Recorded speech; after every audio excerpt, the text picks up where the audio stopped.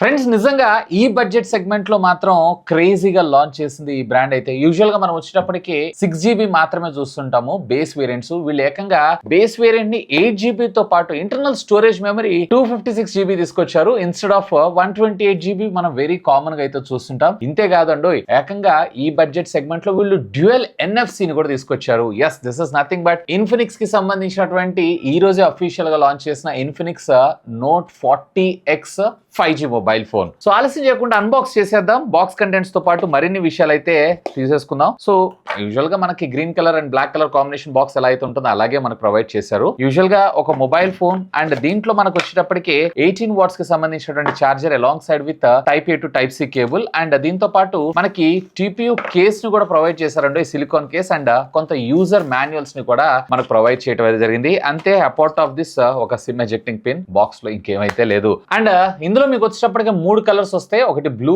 Green and black colour. ఇక్కడ మీరు చూస్తుంది ఏదైతే ఉందో blue colour. First of all దీని డిజైన్ అండ్ బిల్డ్ గురించి మాట్లాడుకుందాం. బ్యాక్ సైడ్ వచ్చేటప్పటికి వీళ్ళు ప్లాస్టిక్ గ్లాస్ లాగా ఉంటుంది, బట్ వీళ్ళు వచ్చేటప్పటికి మనకి PMMA గ్లాస్ ని మన ముందు తీసుకొచ్చారు. జనరల్ గా గ్లాస్ అయితే బ్రేక్ అవుతుంటాయి కాబట్టి సో కొంచెం హై డ్యూరబుల్ ఉన్నటువంటి ప్లాస్టిక్ యూజ్డ్ గ్లాస్ అయితే యూజ్ చేస్తారు. కింద పడ్డా కానీ డ్యామేజ్ అయ్యేటువంటి అవకాశాలు చాలా తక్కువగా ఉండాలన్న ఉద్దేశంతో. అండ్ ఫ్రంట్ వచ్చేటప్పటికి వీళ్ళు ప్యాండా గ్లాస్ ప్రొటెక్షన్ ప్రొవైడ్ చేశారు. ఫోన్ ఇట్లా కింద పడ్డా కానీ ఇది డ్యామేజ్ అయ్యేటువంటి అవకాశాలు అయితే చాలా తక్కువ. అండ్ ఫ్రంట్ వీళ్ళు వచ్చేటప్పుడు మనకి స్క్రీన్ గార్డ్ ని కూడా ప్రొవైడ్ చేశారు. ట్యాంపర్ గ్లాస్ అయితే కాదు. అండ్ సిమ్ ట్రే దగ్గర మనకి గ్యాస్ కిట్ అయితే ప్రొవైడ్ చేశారు. సో వాటర్ అనేది లోపలికి త్వరగా వెళ్ళటం అనేది ఆల్మోస్ట్ అలా సజ్జం. అండ్ వీళ్ళు మనకు ప్రొవైడ్ చేసినటువంటి TPU కేస్ ను కూడా మనం ఒకసారి ప్లేస్ చేసి అయితే చూద్దాం ఎలా ఉంది దీని బిల్డ్ క్వాలిటీ. పర్వాలేదు, బానే ఉంది. దీని డిజైన్ లుక్స్ కానీ ఎక్కడ ఇదైతే డ్యామేజ్ చేయనట్లేదు. ఇంకా చెప్పాలంటే ఒక రకంగా చూడాలంటే సవకైనటువంటి ఐఫోన్ ఏ విధంగా ఉంటుందో సేమ్ అదే విధంగా అయితే ఉంది. ఇన్ఫినిక్స్ అనేటువంటి బ్రాండింగ్ లేకుండా ఉన్నట్లయితే. అండ్ టోటల్ ఫోన్ వెయిట్ వచ్చేటప్పటికే ఆలస్యం ఎందుకు, నా ఎక్స్పెక్టేషన్స్ ప్రకారం అరౌండ్ 180-85 అని అనుకుంటున్నాను నేను. అబో 203.9 అంటే అప్రాక్సిమేట్లీ 204 గ్రామ్స్ దాకా తీసుకొచ్చారు. ఒక 5000 mAh బ్యాటరీ కాబట్టి కొంచెం వీళ్ళు ఈ థిక్నెస్ మీద కాన్సన్ట్రేట్ చేశారు, కానీ వెయిట్ మీద కూడా కాన్సన్ట్రేట్ చేస్తుంటే ఇంకా బాగుండేదని నా అభిప్రాయం. ఫోన్ మాత్రం పట్టుకోవడానికి కొంచెం హెవియర్ గానే, కొంచెం పెద్ద చేతులు ఉన్న వాళ్ళకి బాగానే ఉంటది, కానీ కొంచెం చిన్న చేతులు ఉన్న వాళ్ళు అయితే కొంచెం కష్టమే. ఇక్కడ నుంచి స్క్రీన్ పై దాకా వెళ్ళాలంటే కంపల్సరీగా మీరు 2 చేతులతో అయితే మీరు ఫోన్ అయితే యూజ్ చేయాల్సి ఉంటుంది. అండ్ రైట్ సైడ్ మీకు volume up and down button తో పాటు power on off button come ఇందులో మనకు వచ్చేటప్పటికి ఇది సైడ్ మౌంటెడ్ ఫింగర్ ప్రింట్ కూడా పనిచేయడం జరుగుతుంది. బాటమ్ మీకు speaker grill, type C communication port, primary microphone తో పాటు 3.5 ఆడియో జాక్. లెఫ్ట్ సైడ్ మీకు సిమ్ కార్డ్ స్లాట్ అయితే ప్రొవైడ్ చేస్తారు. ఒకసారి సిమ్ కాన్ఫిగరేషన్ కూడా వీళ్ళు ఎలా ప్రొవైడ్ చేస్తారు ఏంటి అనేది అయితే ఒకసారి చూసేద్దాం. అండ్ ఇక్కడ మీకు వచ్చేటప్పటికి డ్యూయల్ సిమ్ కార్డ్స్ అండ్ ఒకటి మెమరీ కార్డ్. ఎక్కడ ఏ సిమ్ కార్డ్ ని కానీ మీరు త్యాగం చేయాల్సిన అవసరం లేదు మెమరీ కార్డ్ కోసం. అండ్ అప్ టు 2TB దాకా మీరు మెమరీ కార్డ్ అయితే ఎక్స్పాన్షన్ చేసుకోవచ్చు. ఒకటి 256 బేస్ వేరియంట్ మన ముందు తీసుకొచ్చారు. అదే మోర్ దెన్ ఎనఫ్ ఈ బడ్జెట్ సెగ్మెంట్ లో. బట్ అడిషనల్ ఈ ఫీచర్ కూడా ఇచ్చారు, which is good thing. Infinix phones అన్నిటిలోనూ బాగానే ఉంటాయి, కానీ XOS మీద ఇంకొంచెం బెటర్ గా వీళ్ళు కాన్సన్ట్రేట్ చేసి తీసుకొచ్చుంటే ఇంకా బాగుంటుంది అనిపించింది. ఎందుకంటే ఇవి కూడా చిన్న చిన్నగా మార్కెట్ అయితే గ్రాప్ చేస్తుంది. అండ్ టాప్ మీరు చూసారు అన్నట్లయితే కనుక సెకండరీ స్పీకర్ గ్రిల్. ఎస్, ఇందులో మీకు డ్యూయల్ స్టీరియో స్పీకర్స్ ఈ బడ్జెట్ సెగ్మెంట్ లో. అండ్ DTS ఆడియో కూడా మనకి ఇది సపోర్ట్ చేయడం అయితే జరుగుతుంది. ఇక దీని డిస్ప్లే విషయానికి వచ్చారంటే 6.78 ఇంచెస్ కి సంబంధించినటువంటి నాకు కొంచెం ఏదన్నా బ్యాక్ డ్రాప్ అనిపించింది అంటే ఈ డిస్ప్లేలోనే. ఎందుకంటే ఇక్కడ మనకి IPS డిస్ప్లే మాత్రమే ప్రొవైడ్ చేస్తారు. IPS కి బదులుగా నిజంగా AMOLED తెచ్చి 90 Hz తీసుకొచ్చినా కానీ కేక అసలు. దీంట్లో మీకు 128 స్క్రీన్ రిఫ్రెష్ రేట్ తో రావడం జరుగుతుంది. 240 Hz కి సంబంధించినటువంటి టచ్ శాంపిల్ రేట్ తో సహా. సో ఇందులో మీకు వచ్చేటప్పటికి 60 FPS దాకా మీరు యూట్యూబ్ చూసినా సపోర్ట్ చేస్తుంది. HDR సపోర్ట్ అయితే ఉండదు. అఫ్ కోర్స్ ఈ బడ్జెట్ లో మనం ఇంతకు మించి కూడా మనం అయితే ఎక్స్పెక్ట్ చేయకూడదు కూడా. ఒకవేళ మీరు కంటెంట్ కన్సంప్షన్ ఎక్కువగా చేస్తున్నారు ఈ బడ్జెట్ సెగ్మెంట్ లో అంటే ఓకే, కన్సిడర్ చేయొచ్చు. బ్రైట్నెస్ నిట్స్ కూడా మ్యాక్స్ టు మ్యాక్స్ మీకు వచ్చేటప్పటికి 500 నిట్స్ దాకా మాత్రమే మనకు సపోర్ట్ చేయడం అయితే జరుగుతుంది. ఓవరాల్ గా క్వైట్ డీసెంట్ డిస్ప్లే అని అంటాను. డిస్ప్లే పరంగా వీళ్ళు AMOLED తెచ్చి 90 Hz తెచ్చినా ఇంకా బాగుండేదని నా అభిప్రాయం. మంచి వాల్యూ ఫర్ మనీ ప్రొడక్ట్ అయ్యేది ఆ బడ్జెట్ సెగ్మెంట్ లో. ఎందుకంటే నో కంపెనీస్ ఆఫరింగ్ అంటే డిస్ప్లే కాదు, ఆ బడ్జెట్ సెగ్మెంట్ లో ఇన్ని ఫీచర్స్ తో NFC ని ఇంటిగ్రేట్ చేస్తూ నో కంపెనీ ఆఫరింగ్ అని నా అర్థం. అండ్ దీంతో పాటు మీకు ఇందులో డ్యూయల్ స్టీరియో స్పీకర్ ఉంటుంది. బాటమ్ అలాగే టాప్. బాటమ్ వచ్చేటప్పుడు మీకు 80%, అలాగే టాప్ వచ్చేటప్పుడు మరొక 20% రావడం జరుగుతుంది. అండ్ ఆడియో క్వాలిటీ కూడా క్రిస్ప్ అండ్ క్లియర్ గా లౌడ్ గానే ఉంది. అండ్ ఒక ఆడియో శాంపిల్ అయితే వినేసేయండి.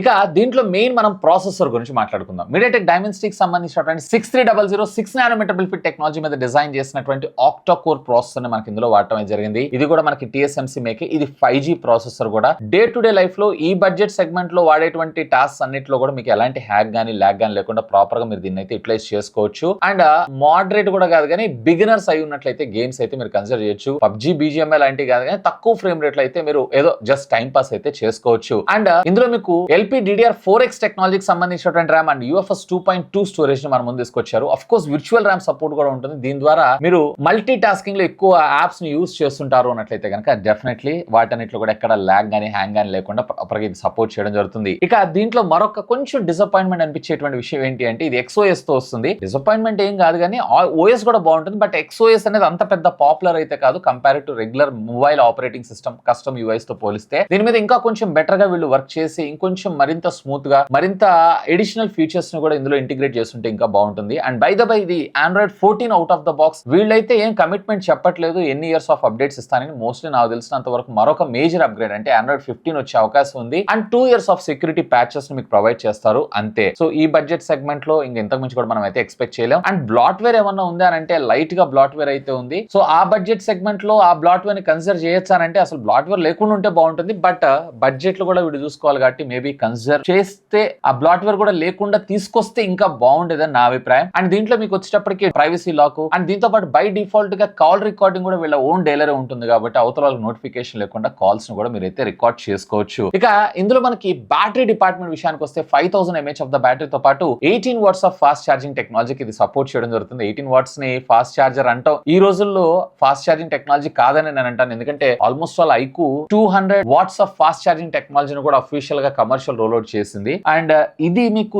0 to 100% ఛార్జ్ అవడానికి ఆరామ్సే మీకు 1.5 hour టైం తీసుకోవడం జరుగుతుంది. 1 hour 15 to 1 hour 20 minutes దాకా. And A day battery backup వస్తుంది ఒకవేళ మీరు ఎంత పెద్ద హెవీ యూజర్ అయినా గానీ ఈవెన్ మీరు 5G ఆన్ చేసుకున్నా గానీ. అండ్ దీంతో పాటు దీంట్లో రివర్స్ వైర్డ్ ఛార్జింగ్ అంటే మీ TWS బడ్స్ ఉంటుంది సార్ వాటిని అయితే ఛార్జ్ చేసుకోవచ్చు. మోస్ట్లీ వచ్చేటప్పటికి 5 watts సపోర్ట్ ఉండే అవకాశం ఉంది. ఇక వైర్ అండ్ వైర్లెస్ ఫీచర్స్ విషయానికి వచ్చారంటే ఎస్ దీంట్లో మనకి డ్యూయల్ బ్యాండ్ వైఫై ఉంది. బ్లూటూత్ 5.3 టెక్నాలజీని ప్రొవైడ్ చేశారు. డ్యూయల్ NFC తీసుకొచ్చారు. ఇది చాలా ఇంట్రెస్టింగ్ పార్ట్. ఈవెన్ 20,000 రూపాయల బడ్జెట్ సెగ్మెంట్ లో కూడా చాలా బ్రాండ్స్ అయితే స్కిప్ చేస్తున్నాయి. ఇవాళ రేపు మనకు ఆన్ ద గోలో ట్యాప్ టు పే చేసుకోవడానికి ఇది చాలా బాగా ఉపయోగపడడం జరుగుతుంది. ఆల్మోస్ట్ ఆల్ అన్ని సెన్సార్స్ తో పాటు అండ్ దీంట్లో ఏ బేస్డ్ ఫేస్ అన్లాక్ తో పాటు side mounted finger print scanner కూడా మనం తీసుకొచ్చారు. అండ్ ఇవే కాదు సార్ వాల్యూస్ కూడా మన ఇండియన్ స్టాండర్డ్స్ కి లోబడే ఉన్నాయి. ఇక కెమెరా డిపార్ట్మెంట్ విషయానికి వచ్చారంటే rate triple camera lens setup ఒకటి వచ్చేటప్పటికి 108 మెగాపిక్సెల్ సామ్సంగ్ కి సంబంధించిన HM2 సెన్సార్ అయితే యూస్ చేస్తారు. పర్వాలేదు క్వైట్ డీసెంట్ ఫోటోగ్రాఫ్స్ అయితే ఇది క్యాప్చర్ చేస్తుంది. అండ్ మిగతా రెండు కూడా మనకి డెప్త్ అలాగే మ్యాక్రో షాట్స్